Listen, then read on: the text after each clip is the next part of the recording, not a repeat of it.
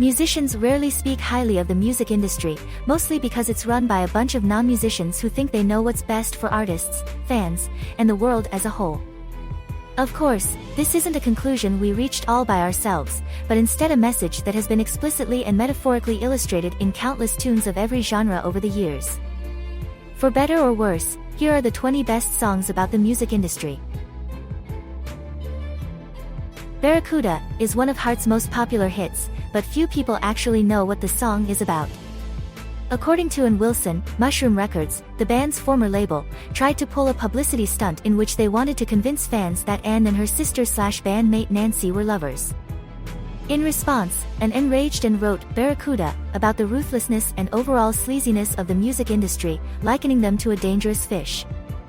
Heart also scrapped their in-progress record and left the label, opting instead to sign with Portrait Records, who released Barracuda on the band's 1977 album Little Queen. You may also like 20 Facts You May Not Know About The Mummy.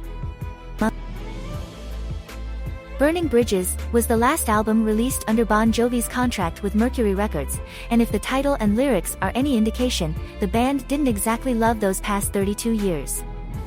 The tune includes lines like, "Here's one last song you can sell," and "I'll give you half the publishing/your why I wrote this song," shedding some light on the band's feelings before moving to Island Records for their 2016 release, This House Is Not For Sale. Follow us on MSN to see more of our exclusive entertainment content. Before leaving Epitaph Records, punk rockers NoFX recorded the scathing anti-industry song, Dinosaurs Will Die, which opines that record labels who put out bad music, although powerful, will someday become extinct. Even if you're not into metaphors, it's hard to mistake the meaning behind using a term like parasitic music industry. You may also like 20 songs you didn't know were written by other artists. Although almost every song on Maroon 5's 2002 album, Songs About Jane, is about a former ex-girlfriend of Adam Levine, the lead singer also admitted that the song, Harder to Breathe, was inspired by the pressure put on him by the band's label, Octone Records, during the album's recording. That song comes sheerly from wanting to throw something. It was the 11th hour, and the label wanted more songs. It was the last crack, Levine said. I wanted to make a record and the label was applying a lot of pressure, but I'm glad they did. Harder to Breathe eventually reached number 18 on Billboard's Hot 100 and number 5 on the mainstream Top 40. Follow us on MSN to see more of our exclusive entertainment content. In response to the perceived greed, hypocrisy, and phoniness of the music industry, Pink Floyd vocalist/bassist Roger Waters penned Have a Cigar in 1975, which appeared on the band's 9th studio album, Wish You Were Here. To find the meaning, one need only look to the first verse, which starts off with someone, likely a record executive, reassuring the band that, "You're gonna fly high/you're never gonna die/you're gonna make it if you try/they're gonna love you," and ends with the exec asking, "Oh, by the way, which one's Pink?" Have a Cigar is famously one of the only Pink Floyd songs that isn't sung by one of the band's main members, as it was actually recorded by English folk rock musician Roy Harper. You may also like the best covers of Bob Dylan songs. When the White Stripes first arrived in Nashville, they were taken aback by this new world filled with musicians and songwriters who try to play up their fanciness in order to get ahead.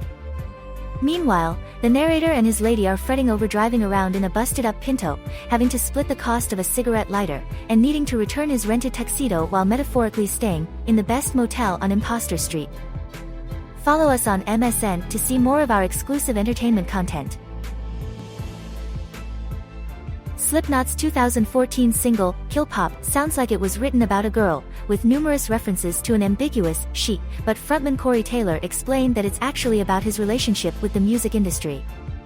More specifically, Kill Pop talks about how much Taylor still loves making music, even though he's completely fed up with the business side, the numbers side, and the people in the suits who try to run stuff. You may also like Axe to Grind, 25 famous guitars and their rock star owners. Wu-Tang Clan member GZA vented about the music industry with the song, Labels, a deep cut-off of his second studio album, 1995's Liquid Swords. Featuring guest vocals by RZA and Masta Killa, the meaning of the song is immediately apparent before the music even begins, when RZA states, "You gonna get on, you gonna get rich/ and all these labels be trying to lure us in like spiders." He also likens record labels to warning labels, while specifically singling out companies like Def Jam, Island, A&M, Columbia, Interscope, RCA, Atlantic, Arista, Geffen, and Motown. Follow us on MSN to see more of our exclusive entertainment content. When the music industry seemed to be moving away from outlaw country and honky-tonk and toward country pop, Hank Williams Jr. and Dean Dillon came up with Leave Them Boys Alone, a song about taking country back to the good old days, regardless of what critics were saying. That's why Hank sang and played alongside legends Waylon Jennings and Ernest Tubb, who were also trying to return country music to its rightful and respectable roots. You may also like the 25 Best Whodunit Films. Although the themes of love drought fit perfectly on Beyoncé's Lemonade album, which at times deals with Jay-Z's alleged infidelity, the song is not actually about the celebrity couple. Instead, songwriter Ingrid Burley was inspired to pen the lyrics after an unpleasant and dishonest experience with two executives from Parkwood Entertainment. In fact, Burley was so upset that she completed the lyrics in a single 30-minute sitting. Follow us on MSN to see more of our exclusive entertainment content. To date, every one of Chance the Rapper's mixtapes have been self-released, so it's no surprise that the artist has some strong feelings about record companies. In the 2016 single, No Problem, which features Lil Wayne and 2 Chainz, Chance celebrates the success he earned while remaining independent, as well as repeatedly cautioning that labels don't want no problems with me. You may also like 24 artists from popular bands whose solo careers flopped. In the late 70s, Elvis Costello was fed up with the commercialization and sterilization of radio broadcasts, and, partially inspired by the lack of playtime for the Sex Pistols, he penned the protest song, Radio Radio, in 1974.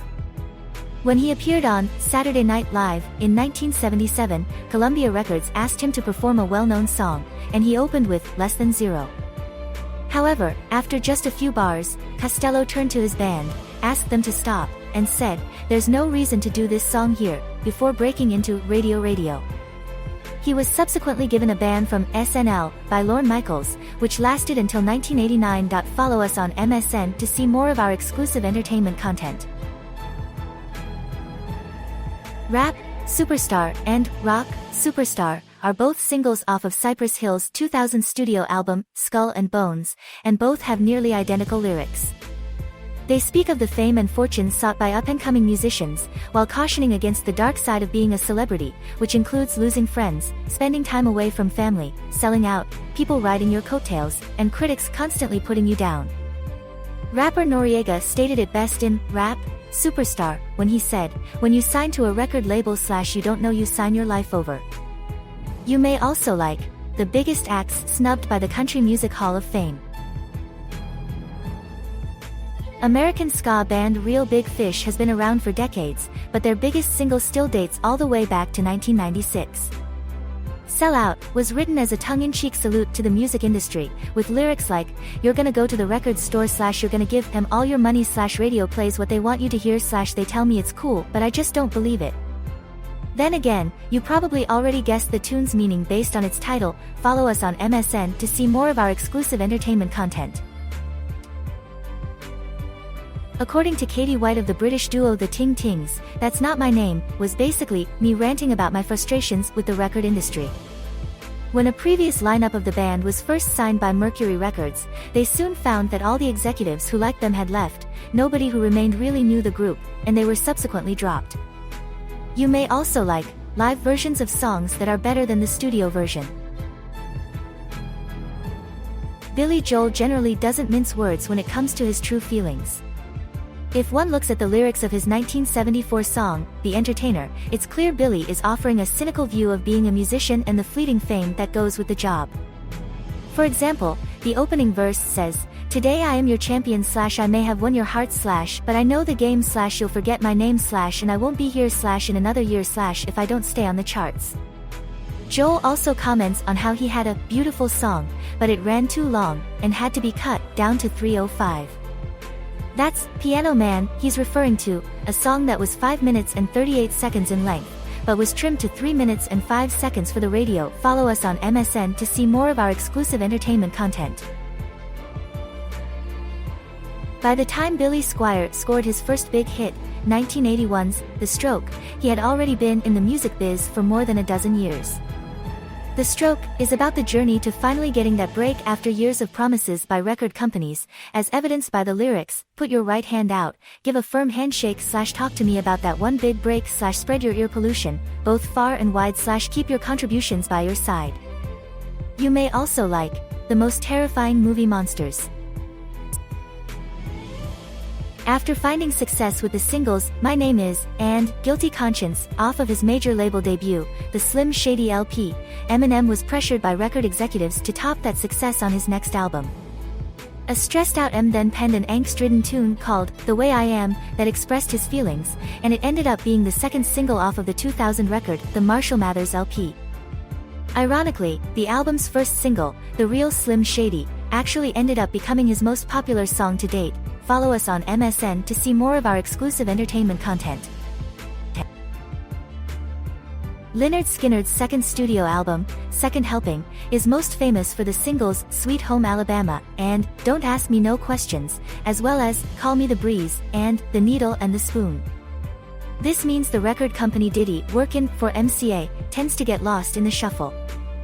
This was probably a good thing for the band, as the song that said, "Want you to sign your contract / want you to sign today / gonna give you lots of money / workin' for MCA" was actually released in 1974 courtesy of MCA Records, who, as the lyrics suggest, really did sign the band for $9,000. You may also like getting the band back together, groups who reunited after breaking up.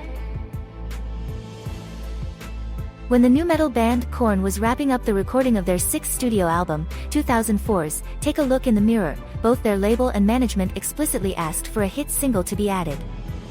Taken aback and offended, Korn decided to write and record a 3-minute and 17-second song that contains 89 F-bombs and tells the Suits exactly how they feel about that type of request. Hilariously, the song actually wasn't meant to be a single, but was later chosen as one via an online poll of fans. Did you enjoy this slideshow?